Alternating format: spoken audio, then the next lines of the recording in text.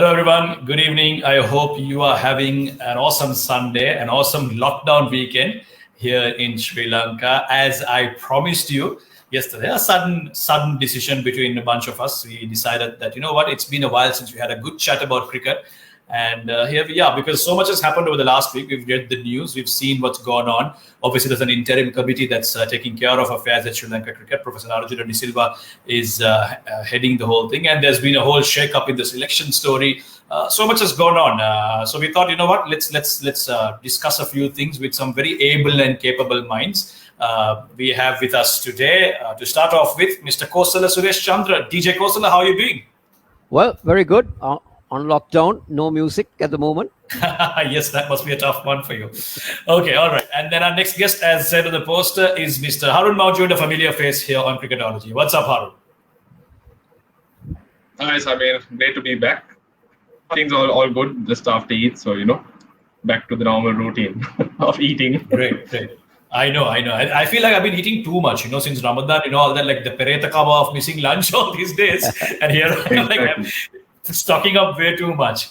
Anyways, guys, okay, let's talk about the cricket, because that's what we're here for. I'll start with Kosala. Kosala, how have you looked at this whole before we go to Bangladesh? Obviously, let's talk about the changes that have taken place. We're going with a very new youngster only policy. Are you in agreement with that? What's your take?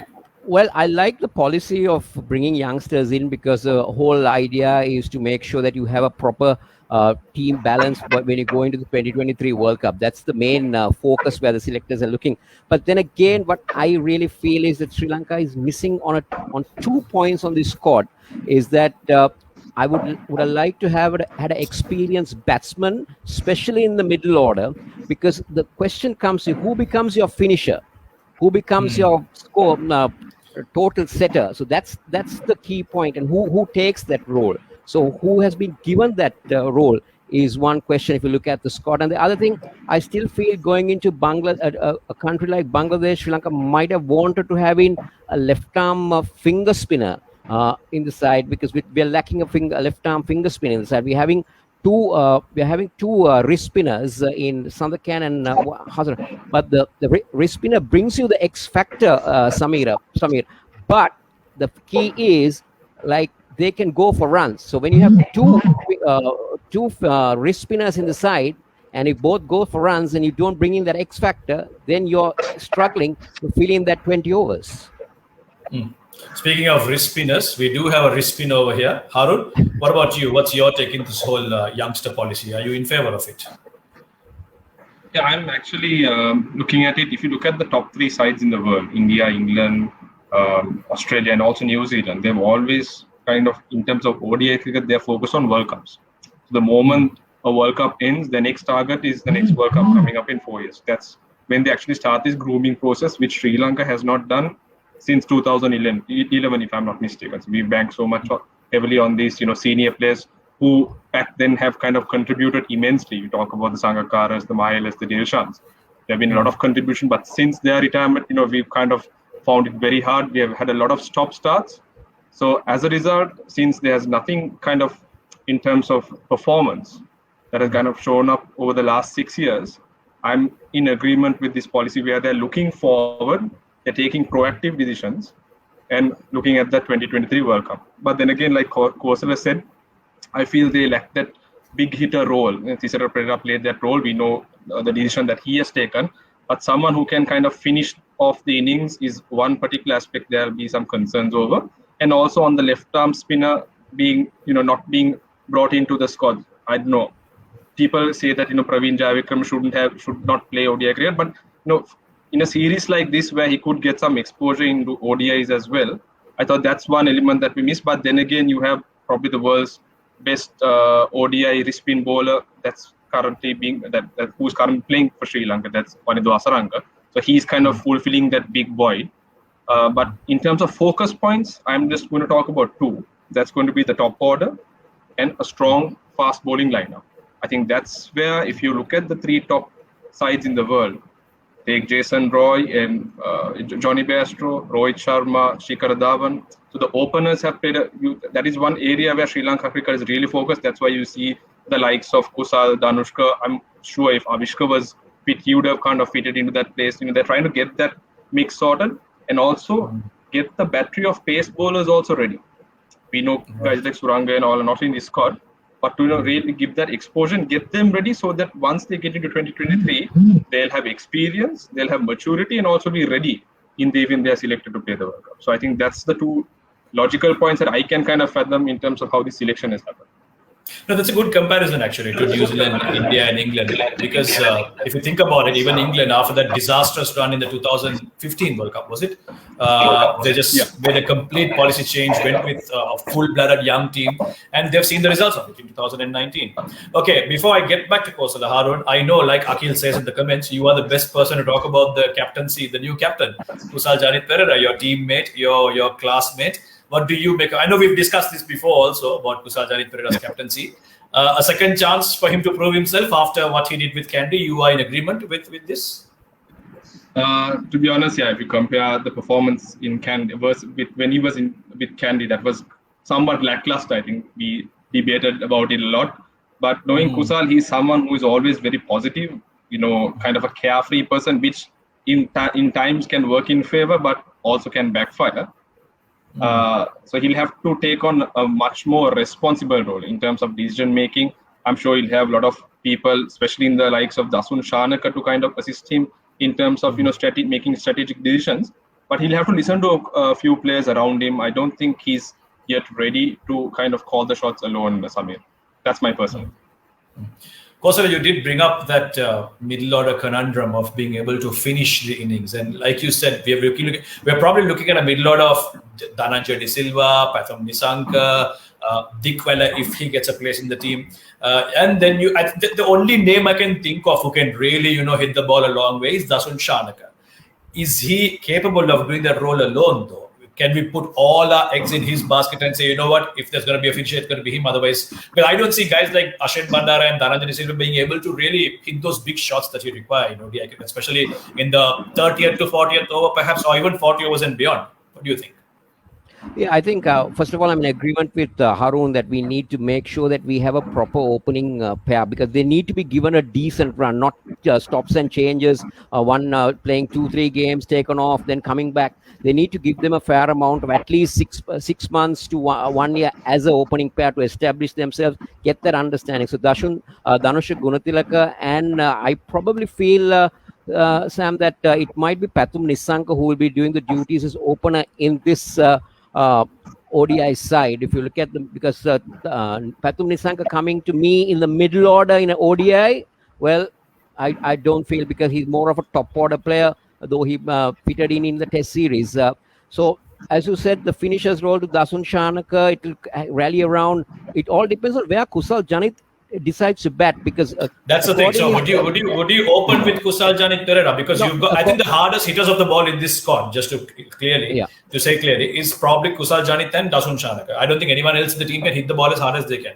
So you're going to either use KJP at the top or at the bottom next to Dasun Shanaka. Where will you put him? I would want him to bat at number 4, because we don't have an experienced player in the middle order.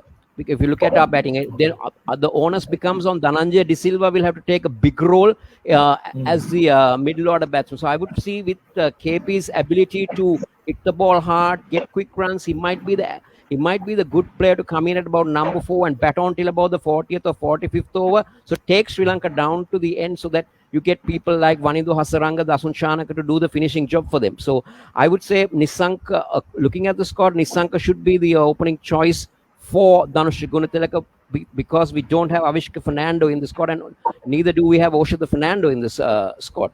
So I think that might be the option that they will take. And to me, Kusal Mendis at number 3, KP at number 4, Dhananjaya De Silva at number 5, and then Ashen Bandara at 5, Dhananjaya at 6, and Dasun Shanaka at 7. But if Dick Weller plays, who are they going to move out? So though I would feel that would be the middle order coming in. It will rally around these 8 players, because if Kusal Janith decides not to take the gloves, then Dick Weller has to come into the side. Okay, good point. That is okay, Harun, you mentioned getting your seamers ready, a good battery of fast bowlers. We are taking, I think, Binura Fernando, Shriran Fernando, Asita Fernando, to Bangladesh. Completely inexperienced bowlers. If at all, Dushman Chamir is the only experienced, slightly experienced fast bowler, I would say. But do you need fast bowlers in wickets like Bangladesh? Shouldn't you be relying more on your spinners? Absolutely. There's no doubt that they will go with a three spinner pronged attack. That's without a shadow of doubt, that's what they'll be banking on. But in terms of, like I said, it's going to be exposure for these young guys. And taking them on tours, even if they are to play one single fast bowler, if a new guy can come and fill in that slot in these series, that's where I think it's really going to add value to Sri Lanka cricket. Because, yeah, we might not get the best out of them. They might go for runs. But then again, if we are not going to give them international exposure, and if there's not much of cricket happening in the country, how are they going to prove themselves? Hence, I actually am for that particular selection. Yes, the dependency is going to be relied upon the spin trio. Okay, and who is your spin trio of choice? Because Kosala almost mentioned the top 8 that he wants to see in the batting. Who are your bowlers of choice? So basically, if Dhananjay, who will play, he will be playing as a batting all-rounder. He'll be bowling the off-spin. The other two that I can think of would be Wanindra Hasaranga and Lakshan Sandakan. If Sandakan doesn't play, probably Ramesh Mendis. Okay, all right. I was going to ask you if Ramesh Mendis finds a place on it. I think Ramesh Mendis does have an advantage with his bat, though. Batting, yes.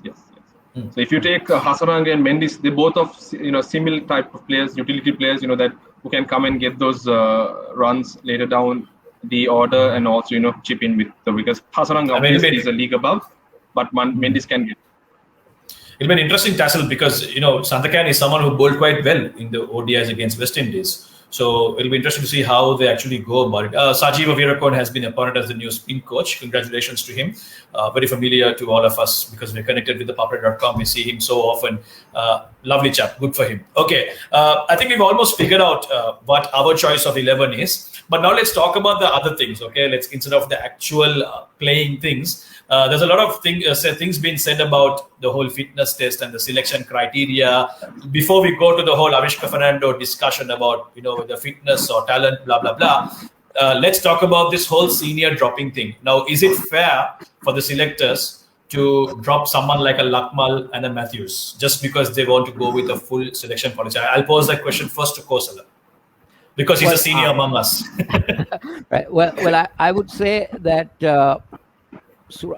I always felt that Surangal Lakmal to me was not the real one-day material fast bowler that Sri Lanka really looked at. He was more, to me, he looked more of a test bowler. So I'm okay with Lakmal being kept aside because we haven't seen, if you really look at Lakmal's past performance in ODIs, there's very little that we've seen Lakmal really winning a match with his bowling for Sri Lanka. So on the other hand, but Matthews, now, if Matthews is to play in the one-day side, I think what they were looking at, whether Matthews can come in as a bowler as well. So as a pure, looking at a pure batsman, can Matthews fit in to that side as a pure batsman? So if he becomes that utility player who and he's been miserably out of form, right? Yes, that's the other part. So I think it's fair to Matthews maybe to keep him up, but they've said that they have not really ruled out the senior players. Because according to what we hear, that they're going to give them the.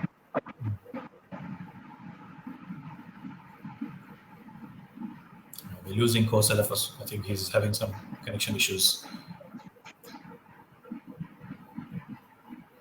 Kosala, are you there?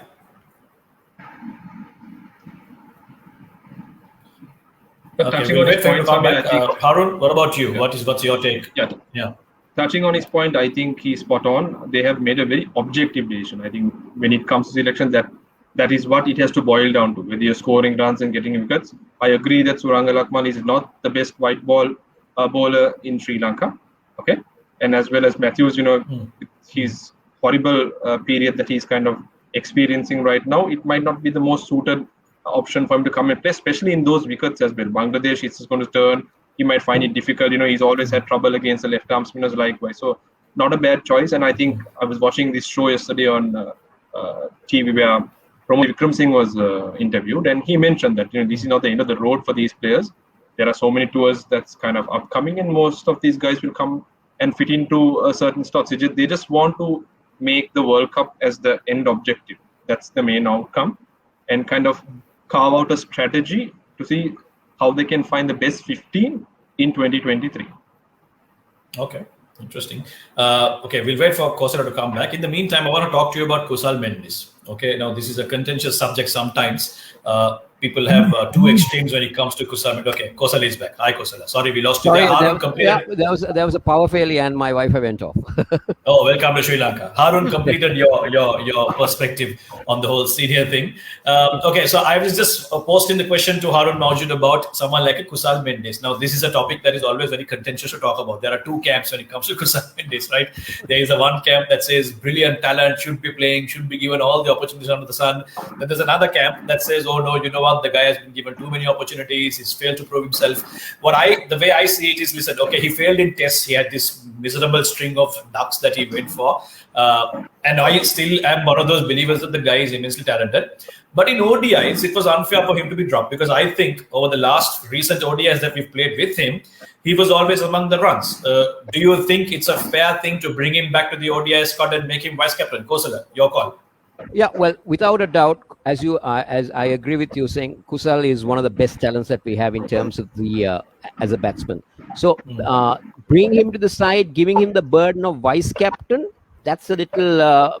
Will it be tough on the character? Is the question, because you're coming in to establish yourself as a player in the side, and you're also being given a double thing saying that you need to be the vice captain. So you're being given a little bit added pressure. So So I think this is a good opportunity for Kusal Mendis to feel how he can handle pressure, not only as a batsman, but also as a vice captain. So if he can overcome this within the next two series, I think Sri Lanka is in good hands, because, as you said, Kusal Mendis, on his day, I don't think that any bowler could find inroads to Kusal Mendis.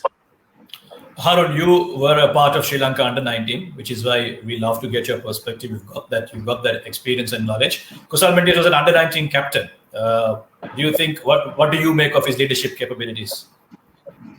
So to be honest, I agree in terms of bringing him to the setup. So for me, Kusal Mendis is synonymous with Mahela Jayawardene in that era. Okay. Mahela had huge issues, in the early 2000s where he was failing, but Sri Lanka cricket still kept him on. They knew that he had the talent, and you look at the end outcome, he became one of the highest run getters for the country. So you have to obviously persist with the batsman. I'm a firm believer that he should be in the setup, but the fact that they gave him the vice captaincy is a bit of a question mark. I thought Dananjay De Silva, who has kind of established his place in kind of all three formats, was the right person to go to. Because one thing, as I mentioned yesterday in the particular TV program, they mentioned that their basis in selecting the captain was, number one, whether he can find a place in the side. So with all the issues that Kusal Mendis has been going through, I thought it's kind of a bit too early to give him that vice captainship. Someone like Dananjay De Silva could have got, but he certainly does deserve to be in this particular 15.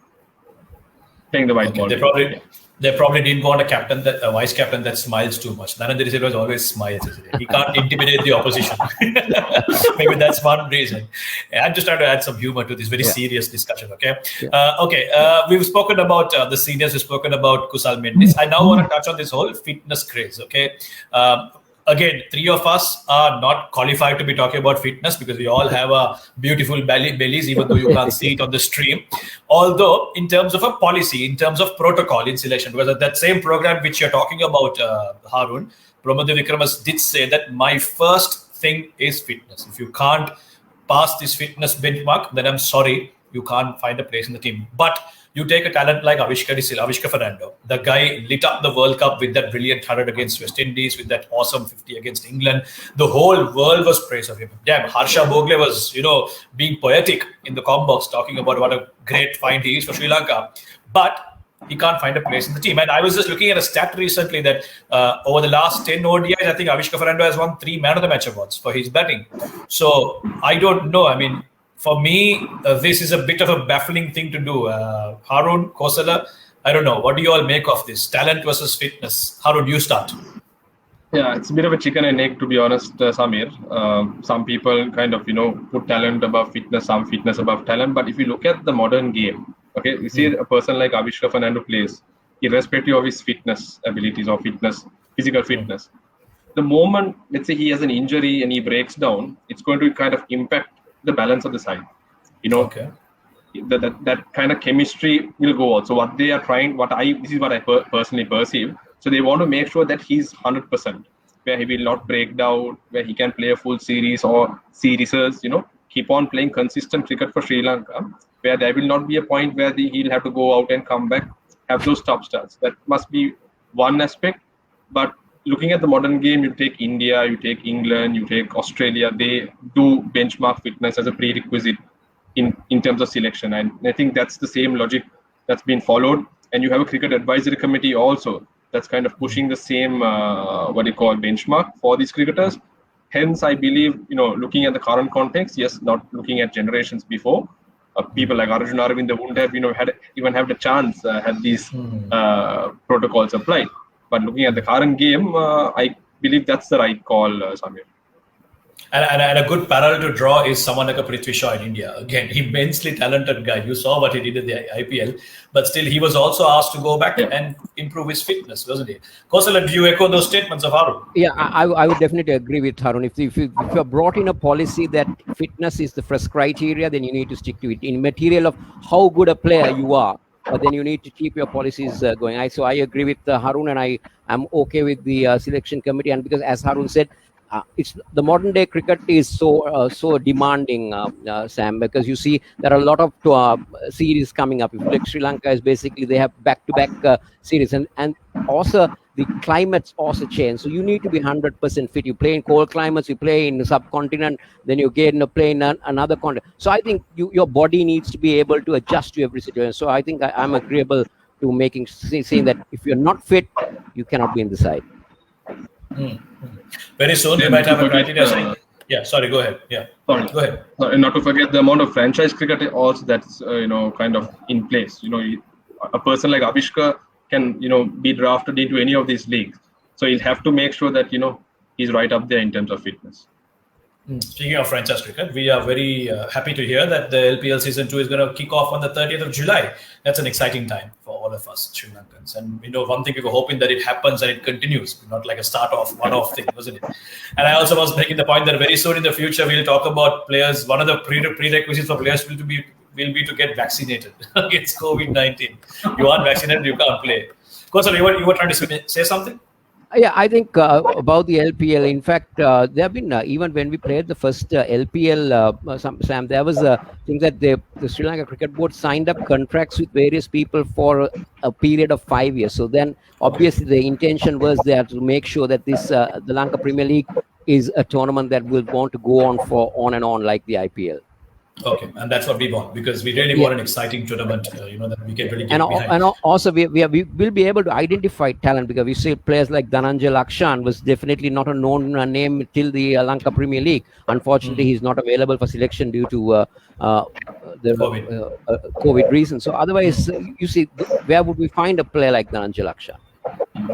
Good point. Yes, indeed. No, I think I've always said this. Leagues are very important for every country. One of the reasons for success for India is the IPL, isn't it? Look at the guys like Bumrah and them. Where were they? Who knew about them? It was all the IPL that made it happen. Okay, let's not talk about the LPL. We'll do that on another day when the LPL gets closed. But I'm talking about the ODI series. Okay, one last input I need from you guys. I know you did mention very slightly, very vaguely your first 11s, but now I want you to list down your playing 11s for me, starting with Harun. Tough one. So basically, the Anushka Gunathilaka opening is not. It's a no-brainer. Like Kausal said, I would have Pathum Nissanka opening, Kusal Mendis at 3, Kusal Janith at 4, Dhananjay at 5. Then we have Ashane Bandar at 6, Wanindu Hasaranga at 7. Then we have Dasun Chanak at 7. Wanindu at 8. And I just have to fill in 3 slots, right? 9, 10, 11. Yes. Lakshan Sandakan. One of the fast bowlers, I feel it will be Dushmantha Chameera. Okay. And maybe another spinner. Who do we have? Maybe Ramesh Mendis. Or we can play extra batsman. I still feel they might give a chance to a guy like Chamil Karunaratne as well, who can also hit the long ball and was a handy seam as well. So there are so many options that I can go through. I have the Scott here with me. Sorry, we forgot Isurudana. Oh, yeah. also can Experienced guy. kind of Yes. hit the ball. So they can play both. They can play Dasun Shanak and Isurudana. So I think that will be the combination that I would go with. So basically 8, 9, 10 being Sirudana, Lakshant Sandakan, and one of the fast bowlers. I feel it'll be Dushmantha Chameera. Yeah, I think as a second seamer, I can probably with Dasun Shanaka filling in with some of those overs, right? Like let's say the fast bowler didn't have a very good outing, then you have Dasun Shanaka filling in with maybe 5-6 overs every match. For me, he's a definite starter because forget about his bowling. The guy, he's one of the few guys who can actually hit the ball a long way. Kosala, what about you? What's your 11? Well, I think I'm in agreement with Harun. I would also pick the same, almost the same. But one change for me, instead of Lakshant Sandakan, I would go with Akila Dhananjaya into this first game with the experience that he carries and also that ability to bowl the finger spin and the wrist spin both. Because my personal feeling is that 2 wrist spinners might be a risk factor if both of them go for runs, and especially Bangladesh do play spin very well. So I would like to have a finger spinner to tighten things up, maybe also to bowl in the first few overs. Dhananjaya is there, but then again a bowler like Akila Dhananjaya might come in handy within the first power play. So as Harun mentioned, Dhanush Gunathilakan, Pathum Nissanka, Mendis, Kusal Janit, Dhananjaya Silva, Ashen Bandara, and Dasun Shanaka. But Ashen Bandara's position might be a little bit on the balance. If Kusal Janit doesn't wicket keep, then we have to bring in Niroshan Dickwella into the side. So then that position might change. And then again, Wanindu Hasaranga is obviously the number 1 spinner that will be picked. Isurudana, Dushmantha Chameera, and Akila Dhananjaya would be my 11. But let's hope and see what would. Okay. Okay. Before we go to the questions, which there are a few questions to address on the comments. We've been talking about Niroshan Dickwella very vaguely. This is a guy I like to talk about because the guy is very interesting character, isn't he? He comes across as a dashing batsman. Okay, but it's funny because all his good batting has been done in Test cricket.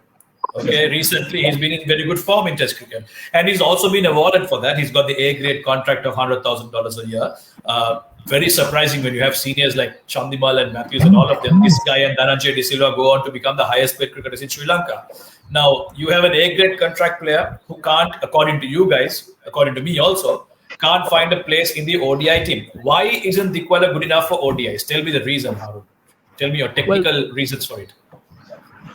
So I think if you look at the past in terms of how he has batted in the opportunities that he has got, number 1, he's been very reckless and very irresponsible, especially in terms of the starts that he has got. He's not been able to convert. His dismissals have been very, cheap, very, very cheap. He has not valued his wicket, and that has kind of cost him his place in this ODS. And you look at the way he bats in Test cricket, sometimes he takes in a bit more pressure and responsibility. So maybe adopting the same approach into the one day game would kind of help him, because I think what he feels is he has to kind of go after the bowling, play every ball, not respect the bowler and play on the merit and go dashing, which is not helping him. But when you look at him playing Test cricket, you see that composed nature. He's much more calm, collective, which has even shown in his performance. He scored runs, but not the case when he plays one day. Okay, Kosala, if you play Dickwella, would you make him open or in the middle order? And if so, why?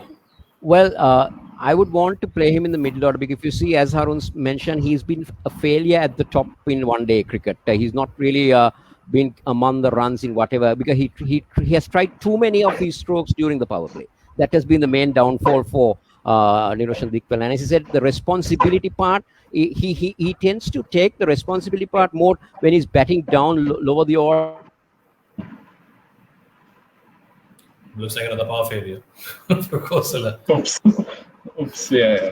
I think Dickwella heard him and pulled the power on at his place. We'll see if we can get him back. Okay. Until then, we'll try and answer the questions. Akhil says Harun can talk about Dimut's picture yesterday, which he posted at that game. Oh, okay. What was that about? I mean, Dimut out of nowhere comes up with a picture of him at slip and you batting. You lost that game, Harun, or won it? No. That game was drawn. I had to bat out of my skin to actually save that game. We were following on 55 for 5 against a very strong St. Joseph's unit. Angelo Matthews, Dimut Karnaratne, Tisara, all the star-studded players back in the day. Right. And yeah, I guess that was a shot taken by one of the cameramen representing a newspaper firm. Right. And he had put it, probably he's bored at home since he didn't tour. He just wanted to post something up. And incidentally, it was me. Nice. Now, you did look like you were batting out of the scheme. There was some pretty serious stress written on your face there. Okay, Harun Majid is the best person to talk about our present ODI captain. Yes, we did speak about KJP. Here's a question: who should keep wickets during the Bangladesh tour? Mindula Piris wants to know. I think we were quite solid on that, saying KJP has to be the one, right? What do you think? Yeah, if we are to maintain that balance, I mean, it will have to be KJP, but you never know. The management might try and test combinations as well. They might want to give Dikwala a game and you get Kusal fielding. So those changes can happen. But then again, if you look at it from a standard point of view, I feel Kusal should be the man behind the stumps. Okay, all right. Yeah, I mean, he may not be the best keeper in town, but just for the combination, perhaps I think it's best to have him. Have you had a chat with him lately? I mean, he has had his injury concerns. How is he feeling about that? He's okay now. He's been working hard. He's been under a lot of rehab because during our personal conversations, fielding has kind of what has led to his injuries, because he's been a keeper all his life, and all of a sudden, on the field, moving swiftly, because as a keeper, you're just very stationary. You just go up and down. But when you're on the field, you should be able to be kind of nimble-footed, move quickly, and that has kind of caused an impact on his knee. He has done a surgery and gone through a lot of rehab.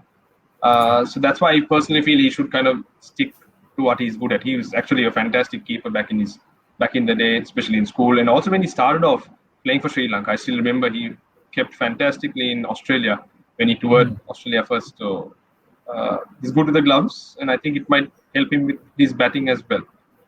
Okay. All right. Let's hope so. Let's see. There's another opinions on Dhananjay at number 3 and KJP at 5. You know what? Dhananjay is such a good batsman. I would love to have him at number 3. But then if so, where do you slate in Kusal Mendis? He's the vice captain. What do you think? So it's like this. On KJP, my personal opinion and what I've seen of him is he loves the ball coming onto the bat. Kusal is someone who struggles against spin, especially if he comes in newly to the crease and if there's spin on. If you're looking at an off spinner, he will have a very, very tough time. And thinking of Mehdi Hassan, who will kind of play a very crucial role, I don't think it will be suitable for Kusal to come and get kind of slotted in that middle order. So he'll have to bat at the top. Dhananjay, in my opinion, if he is to bat at number 3, then it has to be the Pathum Nissanka or Kusal Mendis that will have to come down. But then again, can they kind of play that role that Dhananjay plays down at 5? Is a big question mark, because he's very good against spin and pace. Okay. All right. Right. We have Kosala back. I think you've logged in from your phone now because of the power cut. Sorry, we are facing some unbelievable power failures at the moment, but I think I can imagine. I'm connected through my phone, so I should be okay now. Awesome, right? I think we've finished most of our questions. Okay, there's another question from Tarak D. Fonseca. Yeah. Let's put that up and see. Has Ashane proved himself enough in domestic level to gain a place at the national playing level? Kosala, you know a bit about Ashane Bandara to tell us?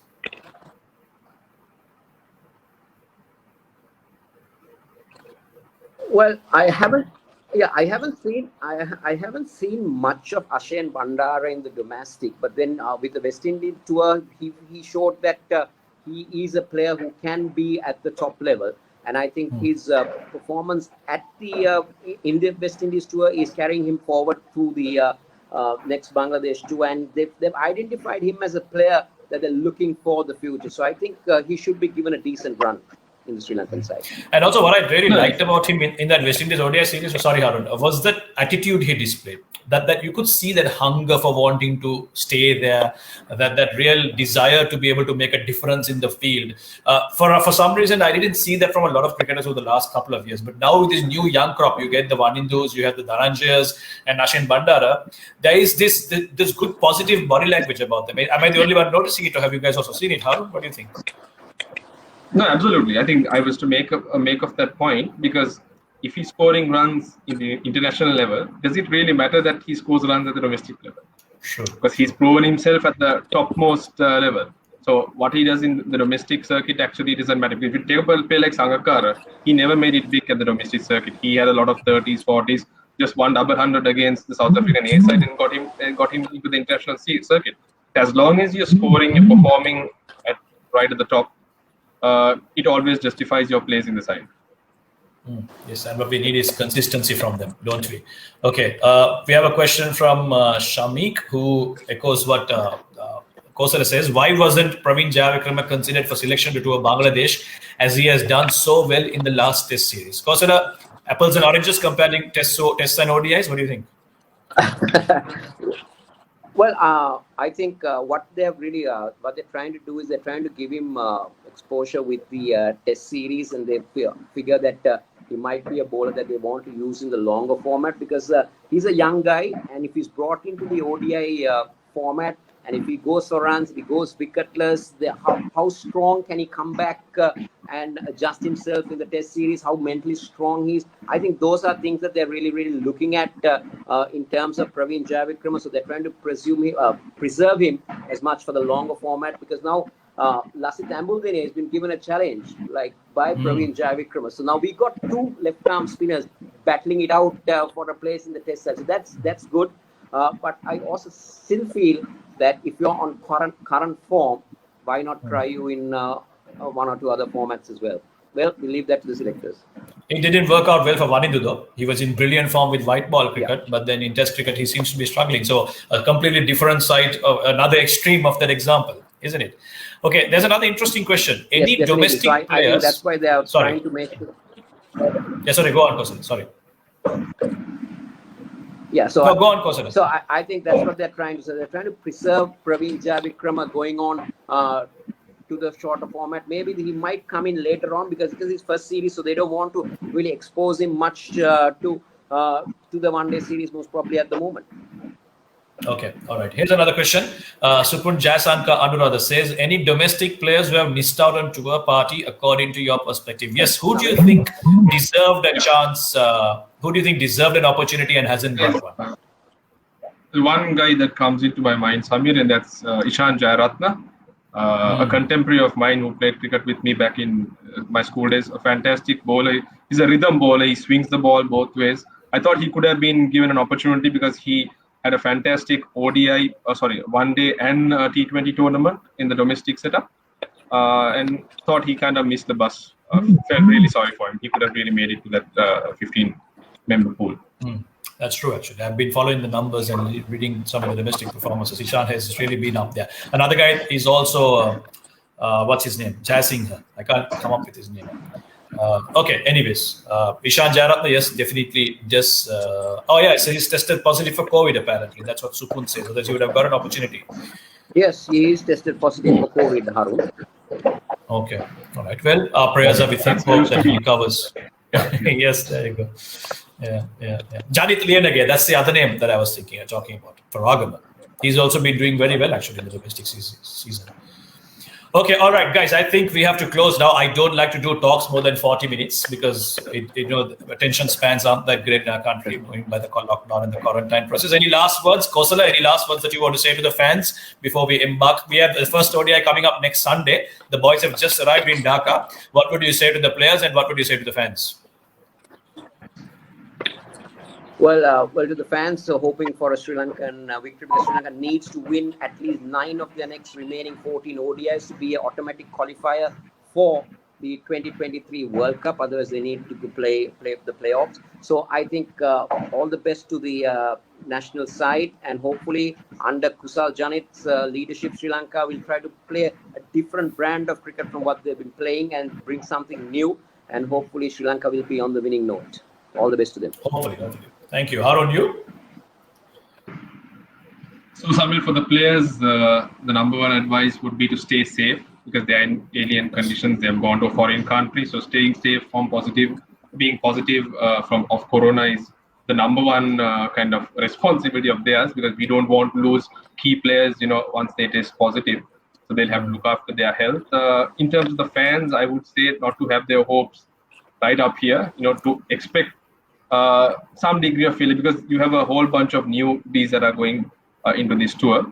So you might have some ups and downs, but overall, hoping for a solid Sri Lankan performance. I think we have the firepower. The fact that these players haven't played together as one unit because we have a lot of newbies coming in, that can cause a bit of a concern. But then again, you never know. Sometimes changes like this work, and we pull off some fantastic victories. We saw in what happened in Pakistan when Sri Lanka pulled off that remarkable T20 3-0 whitewash. Something like that is always inevitable when you have a completely transformational setup.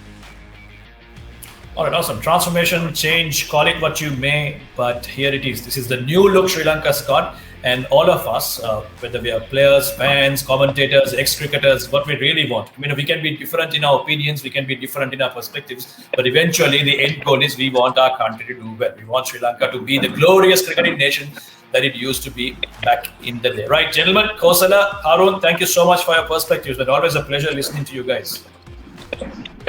Pleasure, Hamid. Thanks a lot for hosting us. It's been a great work. Thank you very much. Thank you for having us, Sam. And it's our pleasure. Be safe, it's my most pleasure. important.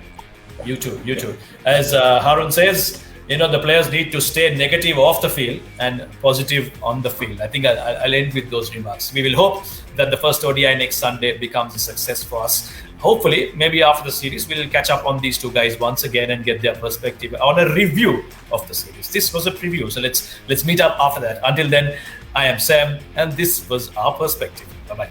Cheers.